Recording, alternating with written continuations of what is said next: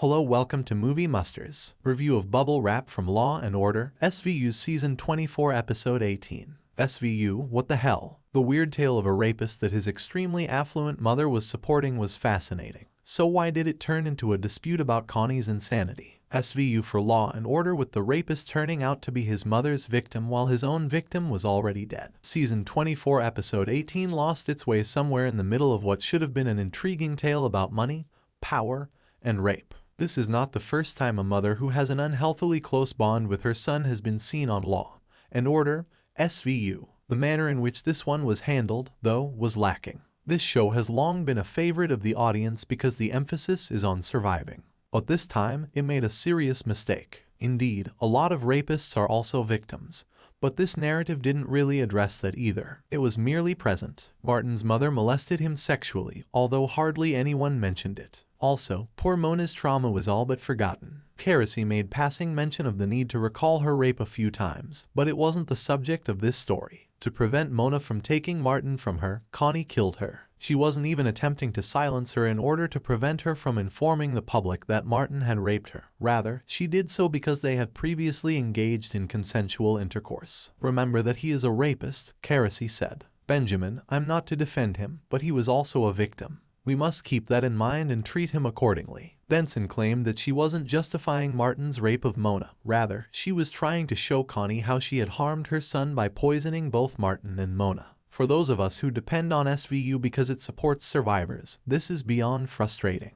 This one put an excessive amount of emphasis on humanizing the rapist. Why then did a police psychiatrist not get involved? Martin should have at the very least been interrogated by Dr. Huang, Dr. Olivet, or a new police psychiatrist to see how much he understood about what he had done and why it was wrong. The least they could do is handle Martin's mental health concerns with the respect this show typically accords to people with psychiatric diseases, given that SVU insisted on having a tale about a rapist who was also a victim. Instead, we got to see Benson spend 30 minutes trying to win Connie over and persuade her that she was nothing more than a narcissist. It's a shame the plot didn't develop in a more interesting way. This one not only had poor messaging, but it also wasted a wonderful villain. Benson's employment was indirectly endangered by Connie, who was determined to protect her son and had unlimited funds to bribe accusers and witnesses. If the narrative had focused on her apparent invulnerability, and that would have made for a compelling drama between her and Benson if she had been determined to facilitate her son's rapes at all costs. Has SVU ever featured a power versus justice story? No doubt, yet given the political atmosphere today, it's a concept that never gets old and would appeal to a wide audience. We needed that drama, not this nonsense. Connie was close enough to a gangster boss that Carisi even implied that most proprietors of construction firms had ties to the mobsters. Thus, this would have also been the ideal time for a crossover with Law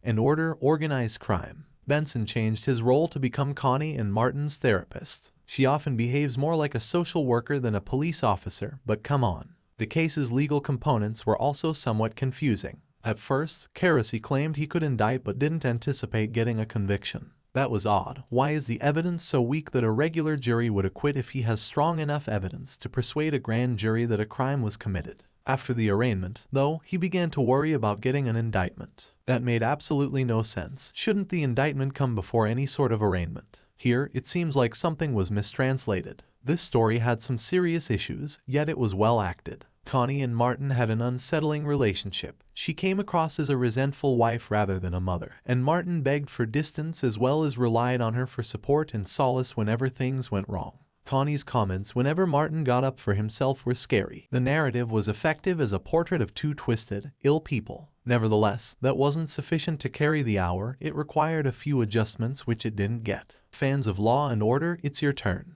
Did you like this episode, or did you think it was primarily about the rapist's problems and not enough about the horrifying crime he committed? Please don't forget to like, comment, share, and subscribe for more videos. Thanks for watching.